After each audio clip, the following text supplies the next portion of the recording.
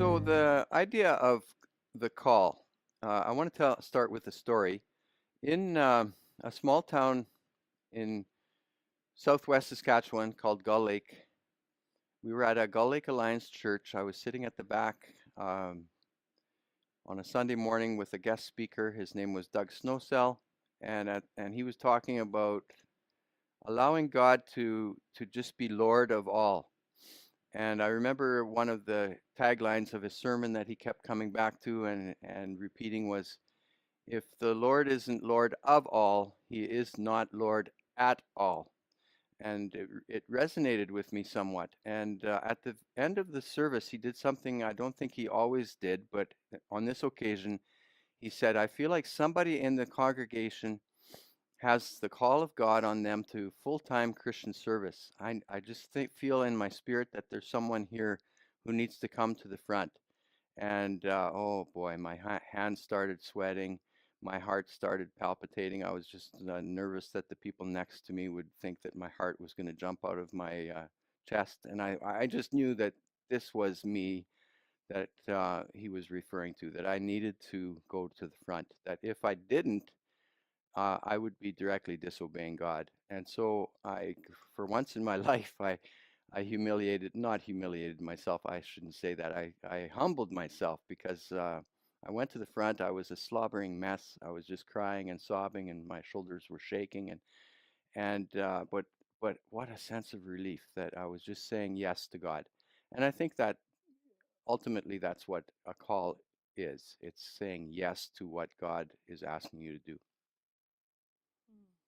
And I was in the basement of the church with our oldest, Luke, and at that time, we didn't have the video showing, but there was a speaker so I could hear it, and I felt that same call on my heart. So even though I couldn't go forward, in my heart, I was saying yes, and we confirmed it with each other later that we both felt that call to go.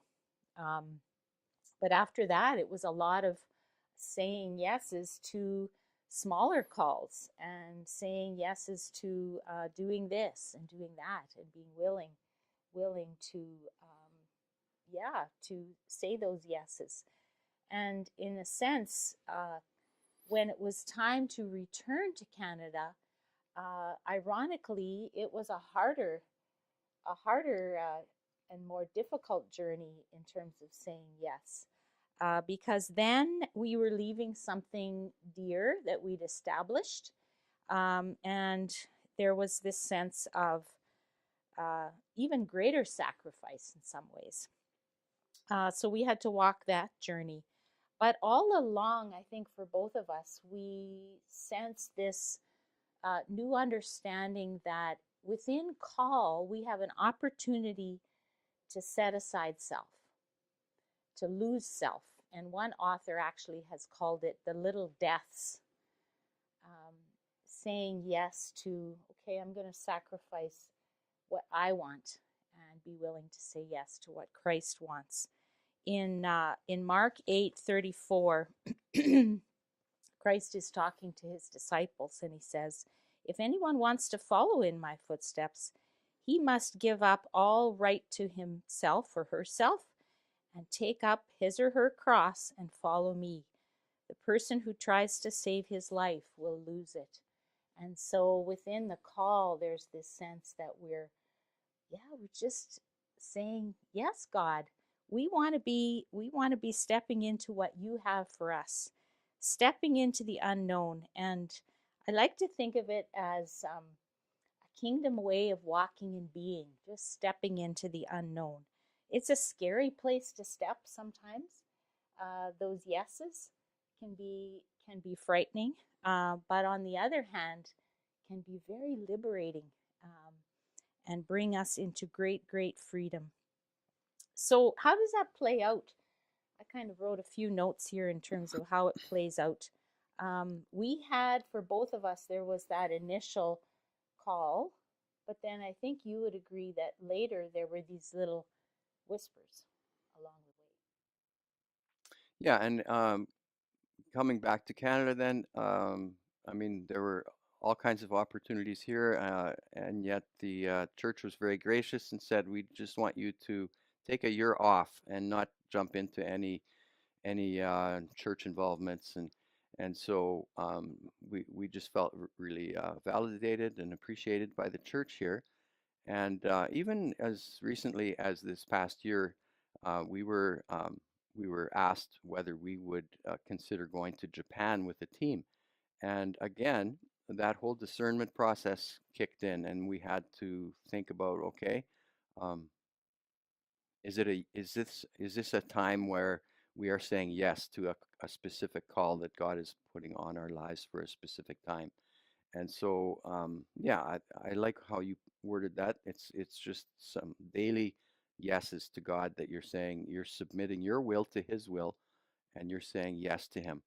And I think that's at bottom. That's what call is. It's just a daily surrender and saying yes to God. And what do you have for me today? And sometimes knowing and understanding what those calls are like, we come to see them through words, images, pictures, significant conversations we're having with others, where we understand, okay, this is the way in which I am to walk. This is how I now step. And so that's important too. And I just want to give a quote here by Philip Sheldrake. He writes, conversion, and in this sense, he's speaking of not a one time conversion, but really our spiritual formation into Christ's image.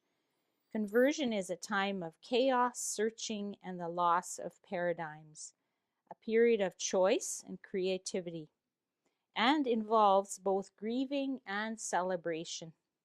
And really, when we're talking about call, it's that opportunity to, yeah, choice and the creativity of really what God calls us to. It's always very interesting what we're called into and asked to consider, and it really can involve both grieving and celebration. There's those little deaths, but also celebrating along the way because we've understood, oh, we were obedient and God gave us enough for the journey. Yeah, so we encourage you to follow the call that God has on your life every single day. Get up and say, "What do you have for me today, God? I surrender my will to yours. Where are we going today together?" And maybe some days it will be nowhere, and you'll be called to just be quiet with the Lord and just enjoy His presence. And that's okay too. Yeah, so that's our understanding of call.